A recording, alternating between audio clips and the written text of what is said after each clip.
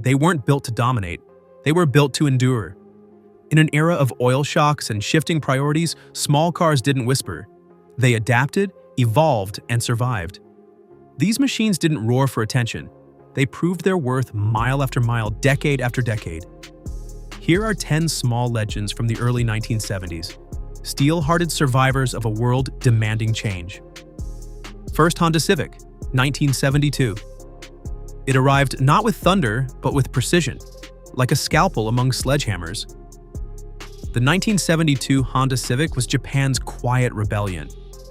A compact coupe built in the shadow of giants, designed for efficiency yet engineered for trust.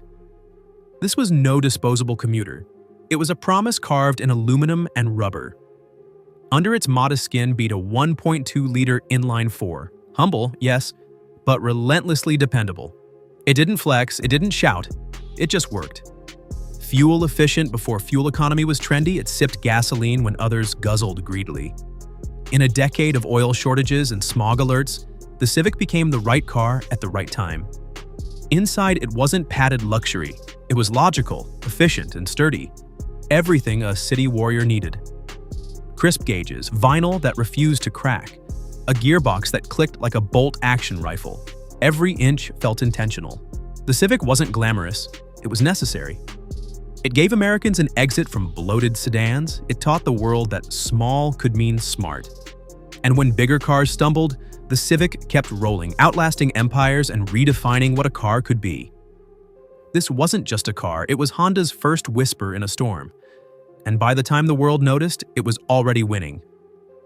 2. Volkswagen Beetle, Super Beetle, 1971. By 1971, the Beetle had already become a folk hero. But the Super Beetle? That was evolution, not revolution.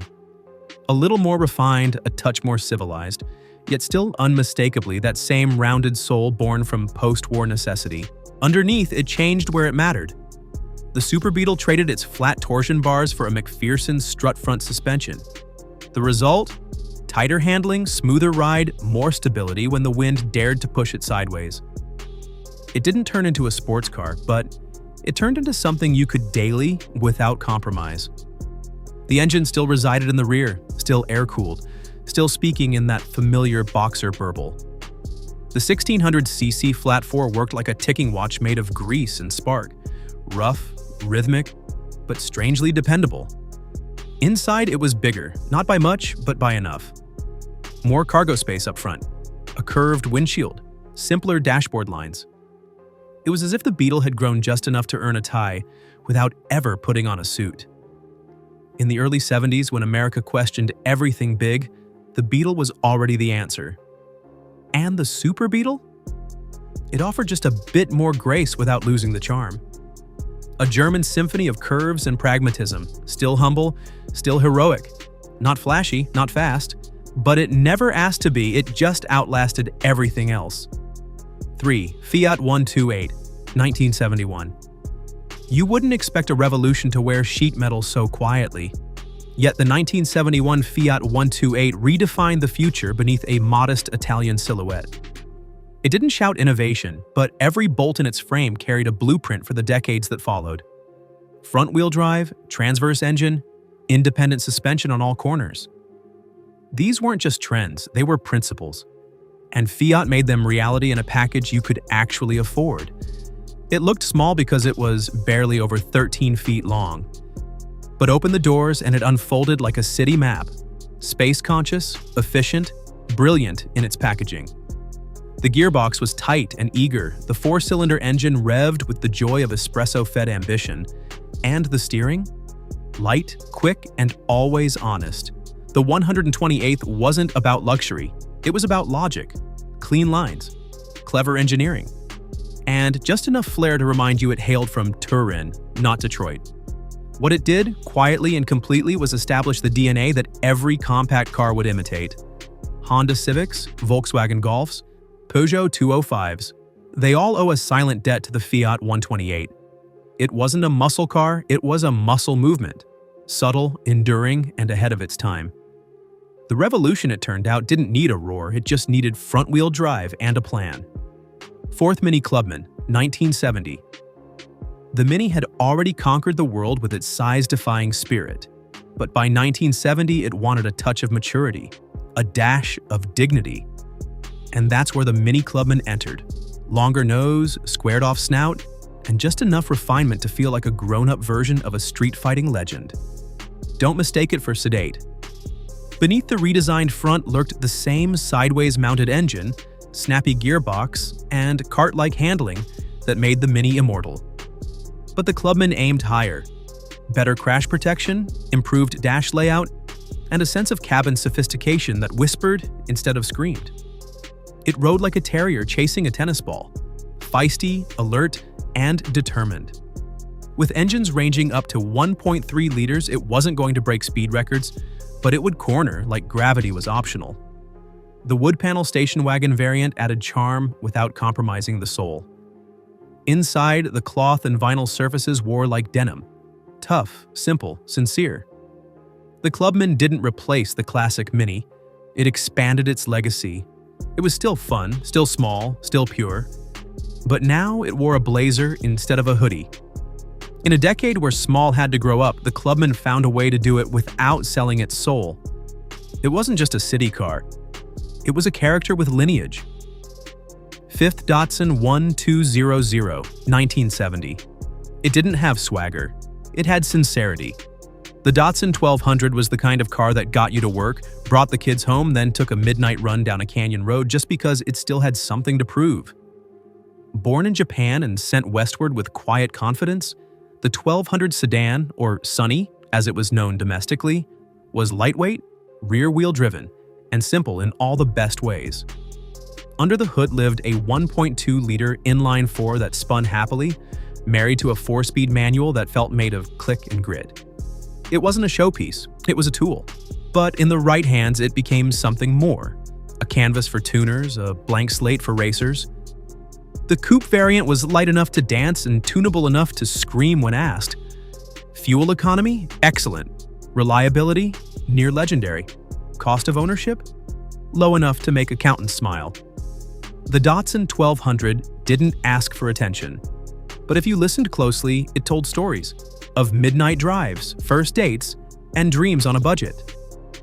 It was the working-class hero of the early 70s compact scene, a car that proved small could still carry heart, soul, and a little thrill tucked in the rear wheels.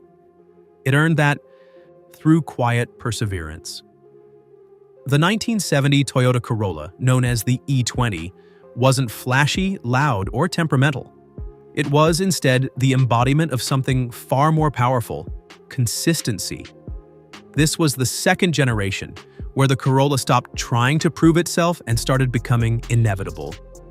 With its rear-wheel drive layout, slim proportions, and a bulletproof 1.2 to 1.6-liter inline-4 engine, the E20 was the car your father bought, your uncle raced, and your neighbor trusted for 20 years.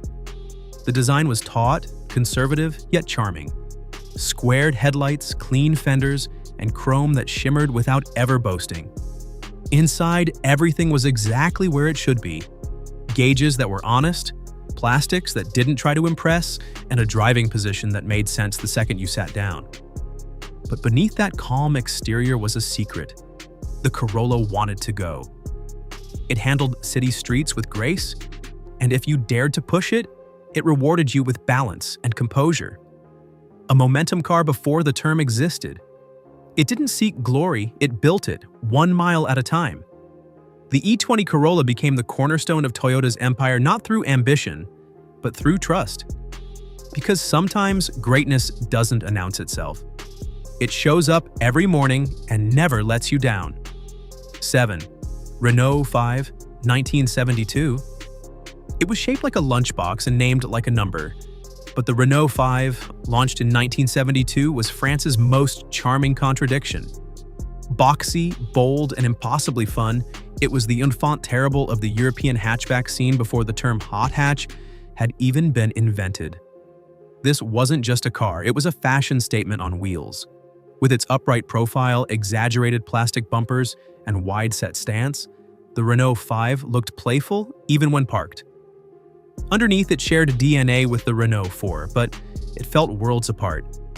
The front-wheel drive setup paired with a series of compact four-cylinder engines created a nimble, eager-to-please character. Inside, the cabin was minimalist French chic, quirky placement of controls, colorful cloth patterns, and a sense that function and form were having a conversation instead of a battle. It felt young. It felt alive. But don't mistake charm for weakness. The Renault 5 was durable, economical, and shockingly tunable. In later years, it would become a rally icon. But even in its early 70s form, it hinted at something bigger, an urban fighter with the soul of a sprinter. In a world of conformity, the Renault 5 danced. It was not just a city car, it was Parisian wit on four wheels. And once it winked at you from a curb, you never forgot it. 8th Subaru, 360, carryover until 1971. It looked like a beetle, weighed like a suitcase, and sounded like a sewing machine gasping for air. And yet, the Subaru 360, Japan's first mass-produced car, was more than just a curiosity, it was a revolution in miniature. Though technically launched in the late 50s, the 360 remained in production into the early 70s and stood defiant against the rising tide of bigger compacts. It was the anti-car in a world addicted to size. Built under Japan's K-car regulations, the 360 weighed under 1,000 pounds and used a 356 cubic centimeter, two-stroke twin-cylinder engine that delivered just over 16 horsepower. Yes, 16. But that was enough. Because this wasn't about speed, it was about freedom. It allowed the post-war Japanese family to move, to dream, to expand their reach without breaking their budget. With its fabric roof, rounded body, and almost cartoonish charm, the 360 became affectionately known as the Ladybug. The steering was light, the ride soft, and the experience? Unlike anything else. It bounced and buzzed and reminded you that simplicity could still stir the heart. By 1971, it was phased out, outclassed on paper, outperformed in stats. But what it represented couldn't be measured. Access, affordability, and a nation's first step into automotive independence. It wasn't built to impress, it was built to begin. And sometimes that's more powerful than speed. 9. Mazda RX-3, 1971. It didn't purr, it spun. The Mazda RX-3 was not like the others. While the world was chasing cylinders, Mazda offered something radical, the rotary engine. Introduced in 1971, the RX-3 took the compact formula and turned it on its head. At first glance, it looked like a typical Japanese coupe. Lean proportions, chrome trim, and modest aggression in its lines. But under the hood lived the Wankel rotary. Smooth, light, and rev-happy in a way no piston engine could match. The RX-3 didn't just accelerate, it surged. With 110 horsepower and less weight than its rivals, it danced through corners and screamed down straightaways with a banshee-like wail. Drivers said it felt alive, like it wanted to be pushed beyond reason. Inside, it was tight, but driver-focused. Gauges glowed red, seats hugged tight, and the gear shift begged for action. It wasn't just a car, it was a dare, wrapped in metal. Yes, it drank fuel like a big engine. Yes, it needed care, but it gave back emotion in spades. It wasn't reliable in the way a Corolla was, but it was thrilling in the way a Legend is. The RX-3 didn't just defy expectations, it created new ones, and for those who ever turned the key, it was never just another car. It was a memory etched in rotation. 10th BMW 2002 Ti, 1971. It didn't just whisper performance, it articulated it with Bavarian clarity. The 1971 BMW 2002 Ti wasn't loud, brash, or bulky. It was precise. A machine that didn't ask for attention but earned reverence with every gear shift and corner carve. The 2002 line had already set the standard for compact sports sedans, but the T Touring International Injected elevated the form. Its mechanical fuel injection brought sharper throttle response, while its 130 horsepower engine made the car feel alive in a way few compacts ever had. The shape was timeless, squared-off stance, shark-nose front, and tidy dimensions that looked carved by geometry itself. Inside, it was focused, simple black dials, upright seats, and an unshakable sense of purpose. But what truly defined the 2002 Ti was the drive. It didn't float. It communicated. Every input returned feedback. Every bend in the road felt like a conversation between man, machine, and pavement. It wasn't exotic. It wasn't even particularly rare.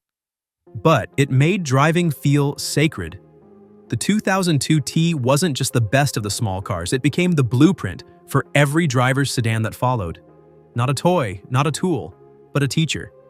And we're still learning from it today. They weren't giants. They were giants in disguise. The small cars of the early 1970s didn't just survive, they shaped the future. In their compact frames lived innovation, rebellion, and soul. They proved one truth again and again. It's not the size of the car, it's the size of the legacy it leaves behind.